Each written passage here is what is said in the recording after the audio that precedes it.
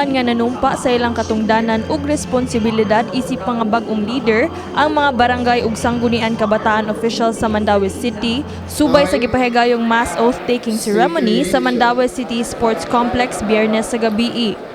Mensahe sa mayor sa Dakbayan sa Mandaue, Mayor Jonas Cortez, nga siguruhon nga mopatigbabaw ang loyalty ug panaghiusa sa mga opisyales sa pag-alagad sa ilang mga konstituente. Humana ang eleksyon, move on na ta. Atong ipadayon ang sincero na pagserbisyo sa atong pinanggang Dakbayan sa Mandaue. Muabot sa 430 ka mga bag-ong napiling opisyales nga lakip sa 27 ka mga barangay sa Dakbayan sa Mandaue ang nitambong sa maong kalihukan. Apan nasayran nga wala ang mananaog isip barangay captain sa barangay Magikay tungod sa giatubang niini nga disqualification complaints. Matud pa sa Mandaue City Comelec officer nga gihuwat pa nila ang desisyon sa Comelec sa kauluhan.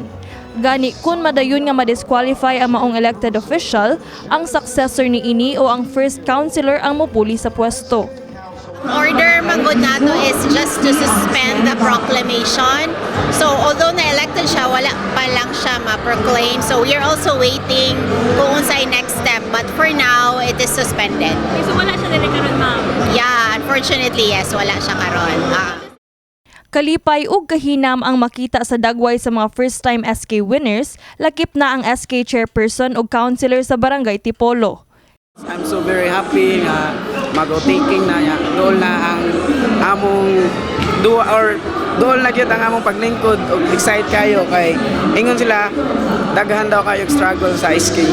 I feel so overwhelmed and excited. I'm so excited to lead the sangguniang kabataan. Head turner of the night sub ang SK councilor sa Barangay Kabangkalan sa iyang unique nga outfit. Para lang ko guys, kay siya ka ng unexpected and grateful lang kay ko kay na suot ko niyang posisyon na. And actually, I'm not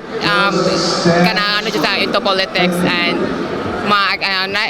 pick up lang jud ko niya mo to kay I'm running for the SK councilor and I'm one of the lucky 7 of my barangay to serve the people of my barangay Kabangkalan.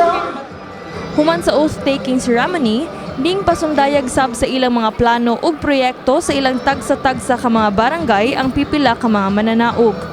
Sa among mga projects yun karon is katong kuan sa among gym nga kanang kuan mo ito story kay inconvenient man gyud among parking space dito, so hinaot nga inyo kaming suportaran sa pagpadayon sa aton tinguha nga mulambo ang atong barangay o mahatag nato ang maayong ugma dili lang sa ato karon kundi sa atong nagsunod nga henerasyon.